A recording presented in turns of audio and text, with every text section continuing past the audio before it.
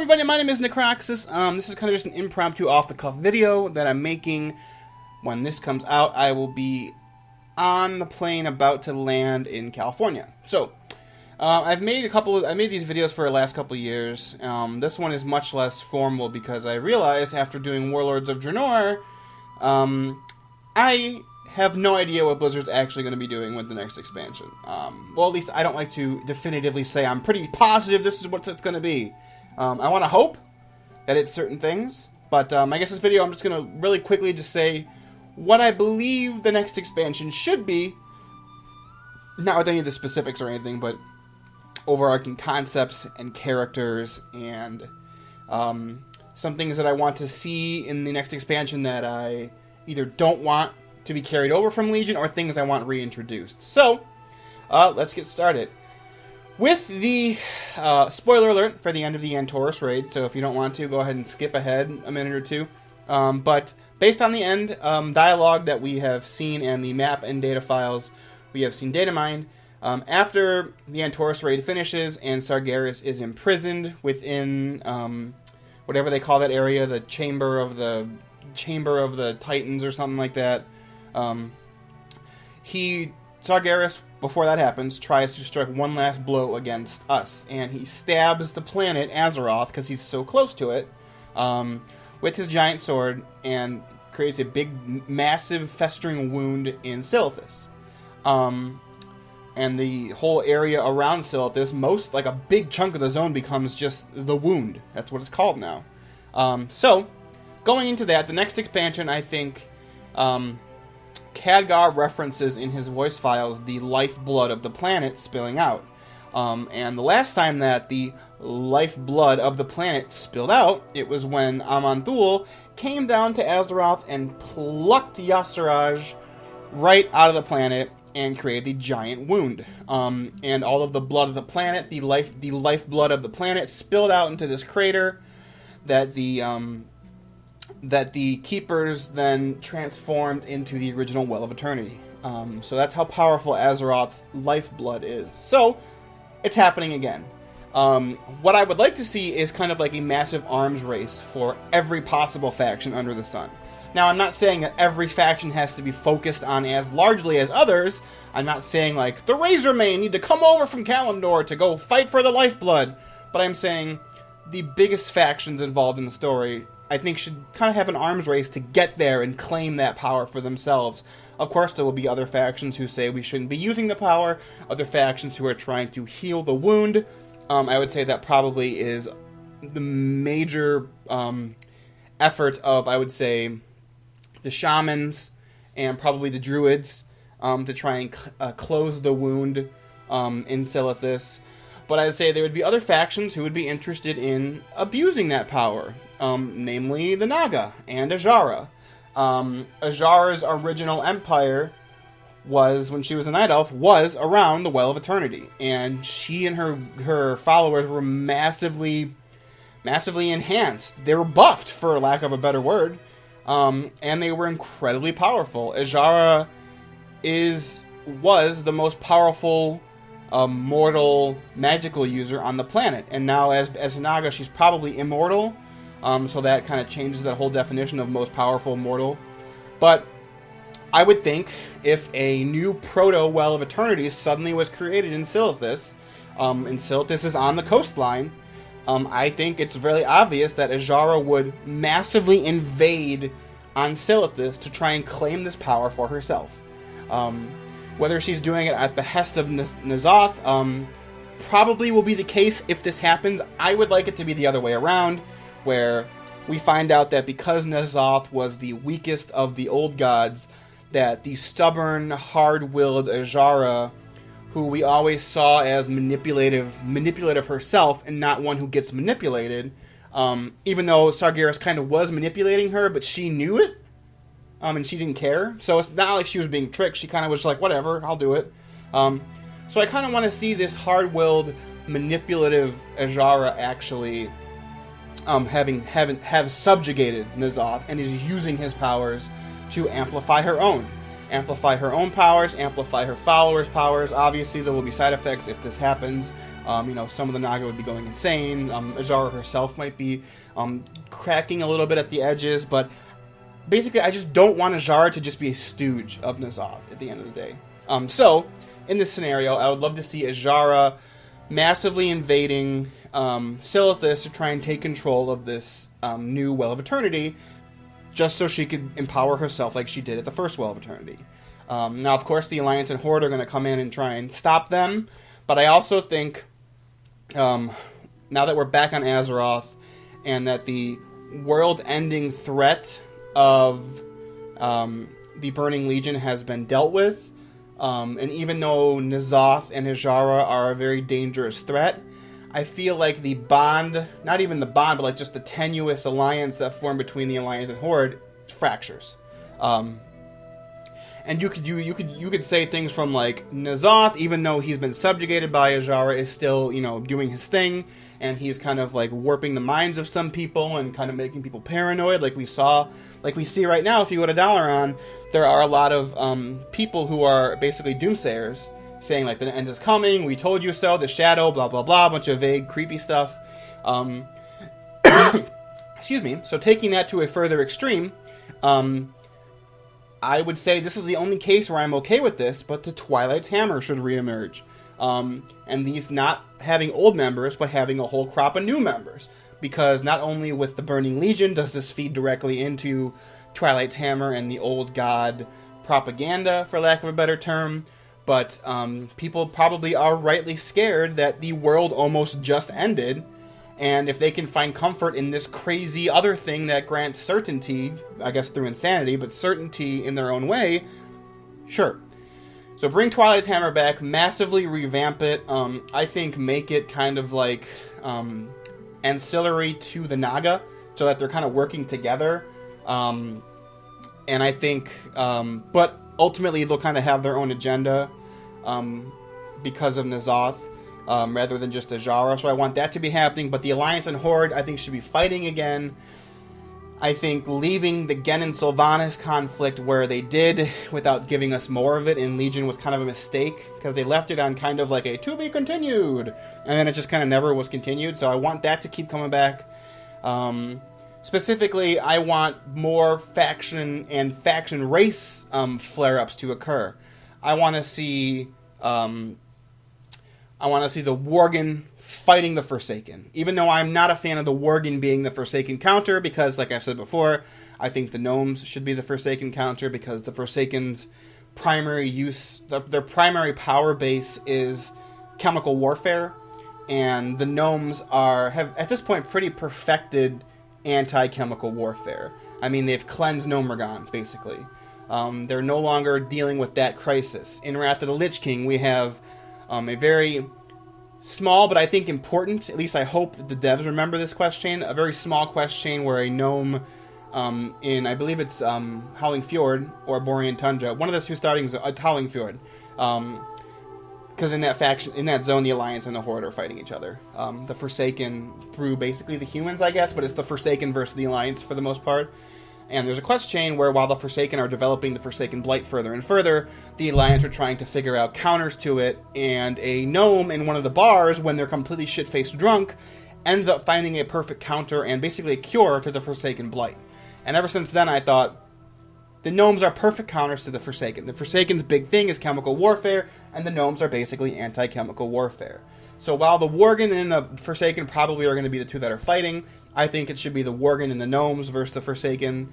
I really want that to be a huge faction conflict. I think things probably are going to come to a head between the various Elven factions, especially with Illyria returning and not being happy with Sylvanas leading the Horde. I really want to see the Night Elves get over their problems with the High Elves, and not like merge, but just work together to fight the Blood Elves. I really want that faction conflict to keep going. Humans versus orcs, I'm kind of like over with, so I really don't. I mean, I still want the humans and the orcs to be involved. I don't want that to be the primary conflict, though. I still want more Anduin lore. I want him to come into his own. I want him to become a fucking paladin, is what I want him to do. And I want him to use a sword. I want him to use Holy Charlemagne and become a fucking paladin. And so basically that's what I want for the humans. For the dwarves, I want more Moira Tharson, because she is so fucking cool. I want the dwarves to actually do things again. Moira was cool in Legion with the paladins, with the priest stuff, but she only does a very small amount at the very beginning, and then it's done. I already mentioned the gnomes. I think the Draenei, unfortunately, even if I want more of them, they're probably going to be on the back burner because they got basically all of Legion to themselves, and a lot of warlords, even though it was just the beginning of it. And then it was kind of sidelined for the rest of the rest of the factions. And I'm getting a phone call right now, so I'm gonna ignore that real quick because the friend I was trying to get in contact with keeps trying to call me while I'm recording. So anyway, I want that to be going. What are we missing out? The Pandaren, I don't really. I think the Pandaren as a whole, the Tushui and the Hujin or whatever they're called. I think they're probably going to just set aside their differences and go toward trying to fix the wound in Silithus.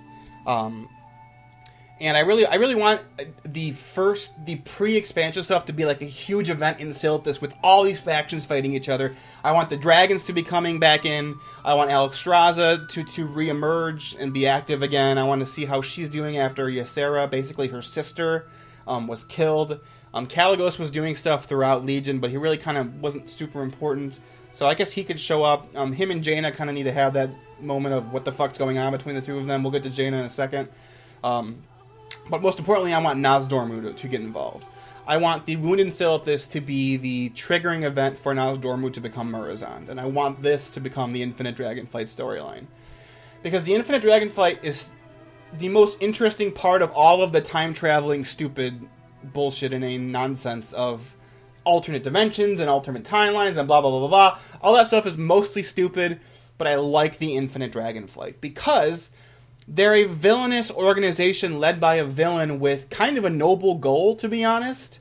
They're seeing all this crazy fucked up shit going on and saying, like, if we just stop it at certain times, we can stop all this. And even though they're seen as evil to us, because they're trying to rewrite our history that's already happened, the Infinite Dragonflight pretty much still is upholding the Bronze Dragonflight's promise to keep the timelines safe.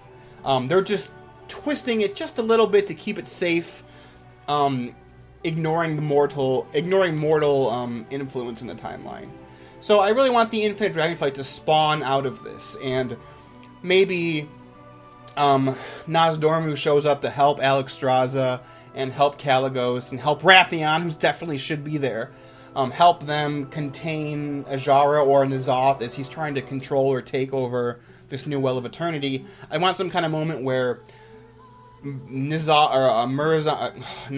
gets like hit and like injured and falls into the lifeblood of Azeroth, and it kind of like warps him and transforms him and warps his mind a little bit, and it helps us speed up the process to get to Murozond. Is really what I want to happen. I think Wrathion needs to show up and answer, like, what the fuck have you been doing the last two expansions? A friend of mine on Twitter, we were talking about Khadgar and how what an amazing twist if we find out that Khadgar was Wrathion all along in Warlords and Legion. That'll never happen, but I want that to be a thing. It's Wrathion trying to fix his mistakes, and that's why Khadgar has such a lead role in those two expansions, because it's Wrathion trying to fix it. And Khadgar has just either died or is fucked off and no one knows where he is, or Rathion's imprisoning him, just so he could take over his role as an important character. But get to the expansion as a whole, I think ultimately in the pre-expansion event, I think Ajara needs to win. I think Ajara and N'Zoth's forces need to push out the Horde and the Alliance, and I think using the power of this proto-new Well of Eternity, Ajara raises up Nazjatar from the ocean floor. And that's the new expansion content. It's Nazjatar and all of the seafloor craziness around her. And you could throw in like random islands here and there, like Zandalar and Kazan I want coming back, and Kulturas. Even Telebim if you want that, or Telebim, or however you pronounce that. Sure, make it like a stupid PvP zone or something. We're fighting over bananas this time, guys. Telebim. But yeah, I want Ajara to raise up her kingdom from the ocean floor, and that's kind of like the end of the pre-expansion event, and we're like, oh fuck, and then that's where the pre-event ends. And then I kind of want the whole expansion. I would really like if they took the class hall idea and made it personalized to you and made you have a boat that you could like customize and travel to between these islands. I think that would be a really cool expansion. Really quick, or expansion idea, really quick hitting on the different zones. I think Kazan, the storyline, there was when I went to Blizzard in June, Jesse from the Lost Codex and Stickney and I, on our first night there, stayed up and basically we created like basically the entire Kazan storyline. We kind of just developed it together with the three of us. It's a storyline of the Horde going back to Kazan and finding out that Gallywix is kind of like betting against them again, and Sassy Hardwrench, I was the one who suggested Sassy Hardwrench be the main character for the Horde, but Sassy Hardwrench works through with the Horde players to undermine and oppose Gallywix, who kind of just like came to like the shattered remains of Kazan, which is still not thriving, but is surviving. But Gallywix basically comes in with like all the money and the power that he's built up by joining the Horde and kind of just takes over. And then just says, fuck everybody, I'm not with the Horde anymore. And so then the Horde's first zone would be like, fuck Gallywix, let's go stop him. And Sassy Hardwrench kind of is working with the other trade princes to depose Gallywix. And there's a really cool moment I want at the end of this zone where Gallywix is defeated and he's killed, because he should be dead. There's no reason Gallywix should have survived Cataclysm. But Gallywix gets killed, and all the rest of the trade princes are basically like, hey, thanks for helping, but we still are in charge, we still have our cartels who are loyal to us, so goodbye. And then Sassy Hardwrench shows up and she's like, well, let me tell you what's going to happen. I'm going to become one of you. I'm becoming one of the leaders. And how I'm going to do it is I have my entire faction of the fucking Horde with me. And not only are we going to stop trading with you if you don't let me become a leader, but we are going to attack you and stop you so that I can become a leader. And not only that, you are all going to be serving me. Because not only am I going to become a leader, I'm going to become the trade queen, and you're all going to be under me, and I'm going to rule Kazan for the Horde.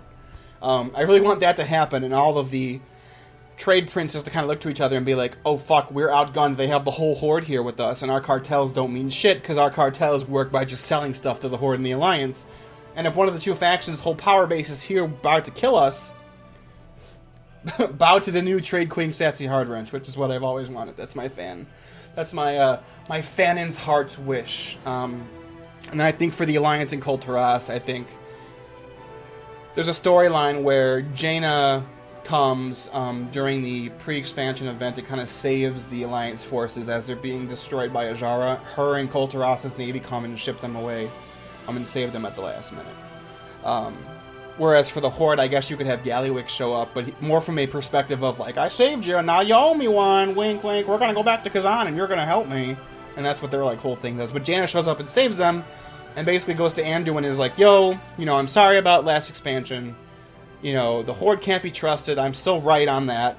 But I need your help to bring Kul Tiras back into the Alliance. Because while I have a lot of people who will follow me in Kul Tiras, there's a high-ranking official named whatever who, since my father's died, has gained a lot of power and is opposing me for leadership. And I need the Alliance to come help me stop him or convince him to let me lead Kul Tiras so I can bring it into the Alliance.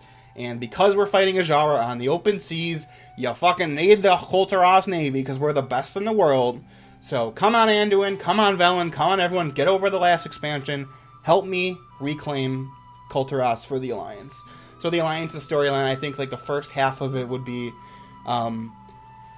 mostly in Borealis, the capital, or maybe just a little bit of its outskirts, trying to win the favor of various nobles so that Jaina, maybe they're having like a lands meet or something where they're going to decide it's Jaina or it's other guy, and you're going around trying to win the respect of all the other nobles so that they'll vote for you. Kind of like how Dragon Age Origins had like their lands meet at the very end of the game.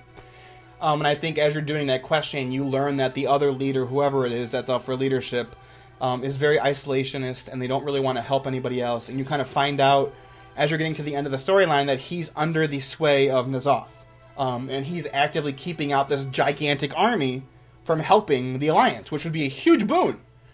So I think like the first 2/3 of the zone is kind of like dealing with that, and then at the very end there's the lands meet, and Jaina gets voted in, but this guy We find out that he's working with N'Zoth, and he gets exposed, and a bunch of his guards are like faceless ones, and there's a big battle, and he ends up dying.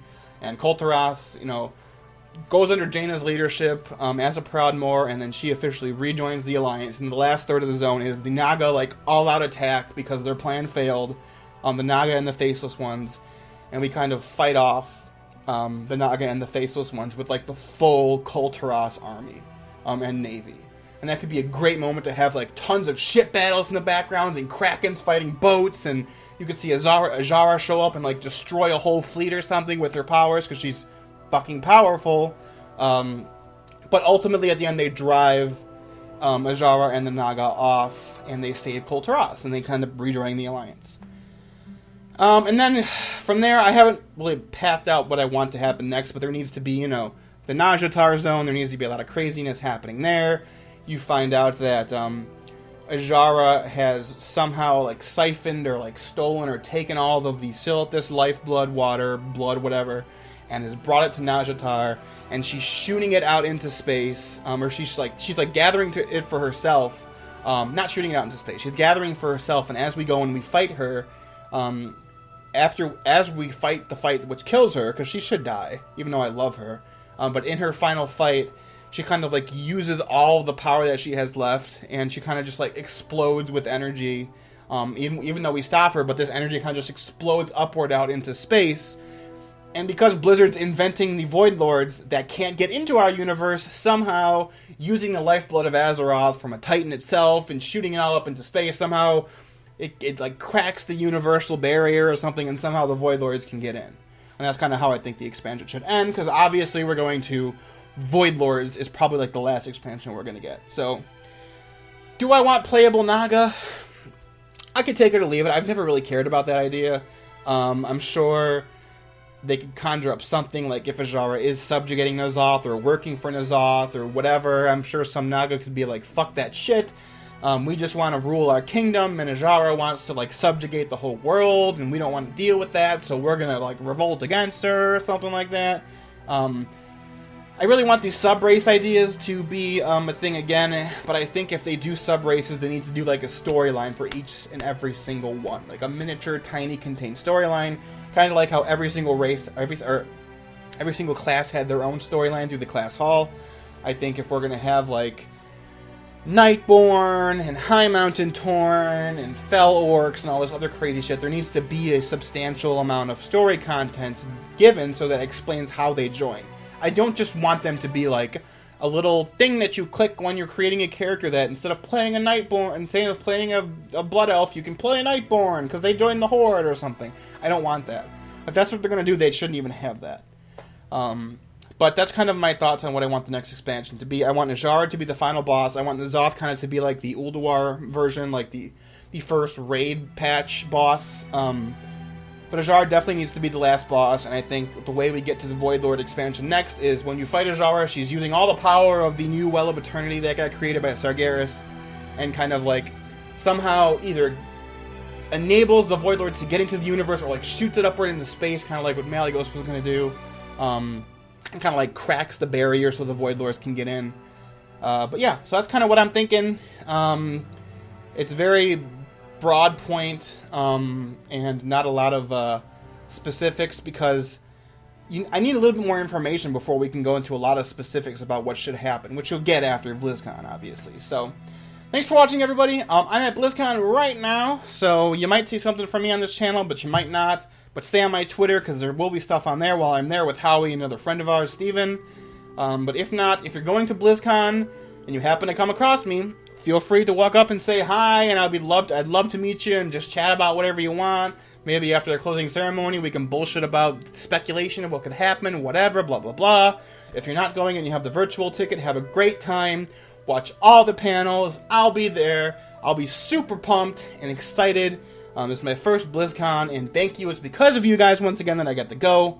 So, that's all I have for you guys. Like I said, this was a very rambly video about what I wanted, some of the things in the new next expansion. I think artifacts need to go away. I think we need to sacrifice our artifacts in the pre-expansion event to do something. But there we go. So, thanks for watching, everybody. My name is Necroxis. As always, I'll see you after BlizzCon. farewell and stay awesome.